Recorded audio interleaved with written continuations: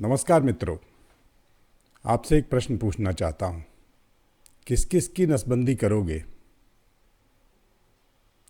सन 76 में जब देश में आपातकाल लगा था तो हमारे एक नेता खासे अलोकप्रिय हो गए, इसलिए कि उनको लगा कि लोगों की नसबंदी की जानी चाहिए क्योंकि देश की आबादी बेतहाशा बढ़ती चली जा रही है।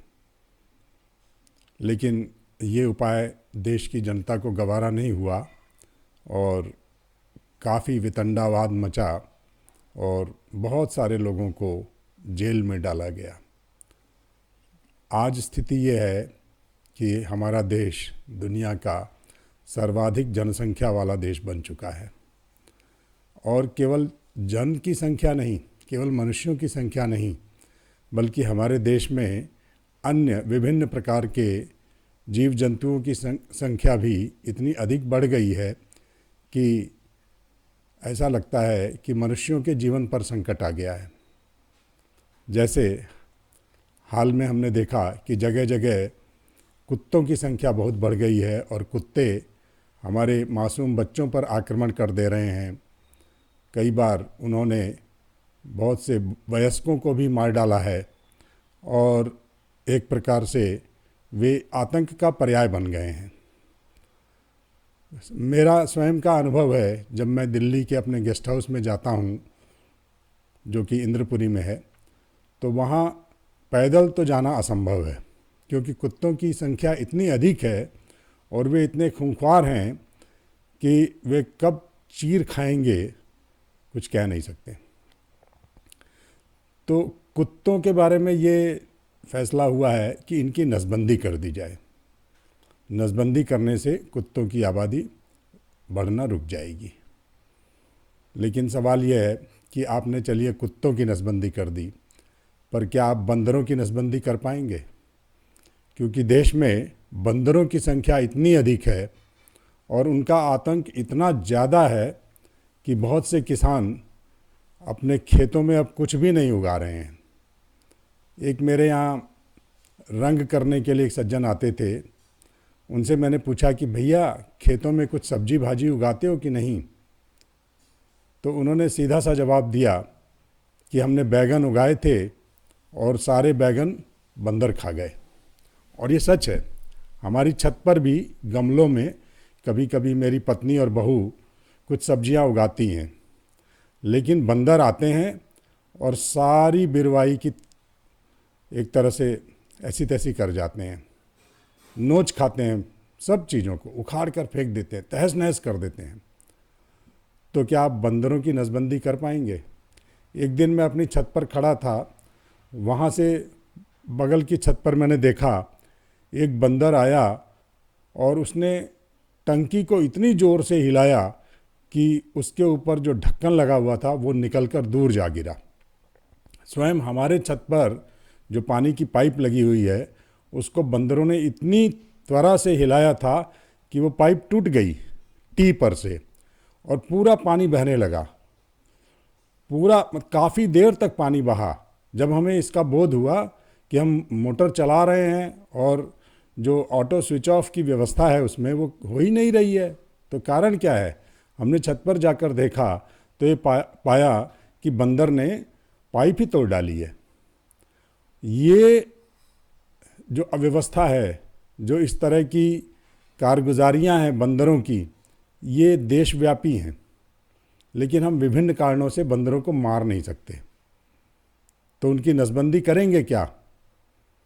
गांव चलते हैं, छोटे कस्बे चलते हैं, वहाँ देखते हैं कि अब खेतों में बैल का कोई काम नहीं रहा, यंत्रीकरण हो गया और लोगों ने एक प्रकार से गोवंश पालना ही बंद कर दिया।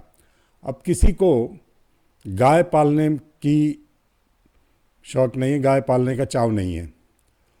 कोई भी आदमी न गाय पालना चाहता है न उसके बछड़े को रखना चाहता है। अगर कोई बहुत कृपालु हुआ, किसने बहुत दया की गाय पर, तो उसको रख लेगा, वो बछिया भी आएगी तो रख लेगा। लेकिन बछड़ा हुआ तो थोड़े दिन बाद, जब तक गैया दूध देती है तब तक तो उसको रखेगा, उसके बाद उसको ले जाकर दूर कहीं छुड़वा देगा। तो ये एक तरह की हमने व्यवस्था की है गोवंश के लिए, और इसका परिणाम ये हुआ है कि हमारे कस्बों में और जो द्वितीय स्तर के हमारे नगर हैं उनमें सड़कों पर बहुत से छुट्टा गोवंशी पशु हमें देखने को मिल जाते हैं। इनमें अधिकतर सांड हैं, और ये सांड इतने खूंखार हैं कि वे राह चलते आदमियों को दौड़ा लेते हैं, उनको मारने पर आमादा हो जाते हैं। तो क्या आप सांडों की नसबंदी कीजिएगा। और गांव में एक नीलगाय नाम का जंतु होता है, एक तरफ नीलगाय और एक तरफ सांड, ये दोनों मिलकर पूरी खेती को तहस नहस कर डालते हैं। तो नीलगाय को आप पकड़ पाएंगे क्या? नीलगाय को मारना अपराध है, क्योंकि उसके साथ हमने गाय शब्द नत्थी कर दिया है। तो नीलगाय आप मारेंगे नहीं, नीलगाय की नसबंदी करने की आपकी कुव्वत नहीं है, आप कर नहीं सकते, क्योंकि वो इतना भयंकर जानवर होता है कि उसे काबू में करना असंभव है।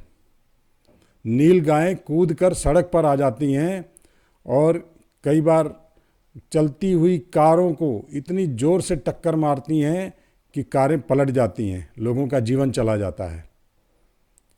तो नीलगायों की नसबंदी आप करेंगे क्या? यही स्थिति जंगली सूअर की है। गांव में आप आलू बोइए और जंगली सूअर उनको आकर खा जाते हैं, खोद डालते हैं अपने थूथन से। तो जंगली सूअर की आप नसबंदी कर पाएंगे क्या? ऐसे तमाम जानवर हैं जिनको आप काबू में नहीं कर सकते, और विभिन्न कारणों से उनके वध पर रोक है। गोवंशी पशुओं के बारे में मेरा ऐसा सुझाव है कि हमारे जो राज कर्मचारी हैं उनसे कहा जाए कि आप ये 2-2 पशु अपने घर में रख लीजिए। और सरकार ने ये व्यवस्था की है कि 900 रुपया प्रति पशु वो देगी, तो ये 900 रुपया आप अपने राज्य कर्मियों को दे दीजिए, प्रति पशु 900 रुपया, और उनसे कहिए कि आपका गोवंश भत्ता है, आप ये रखिए और 2-2 गोवंशी पशु आप अपने घर में पालिए।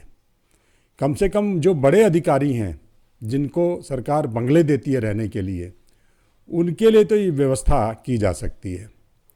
अगर आप राज्य कर्मचारी हैं तो राज्य की नीति का पालन कीजिए और गोवंशी पशु अपने घर में रखिए।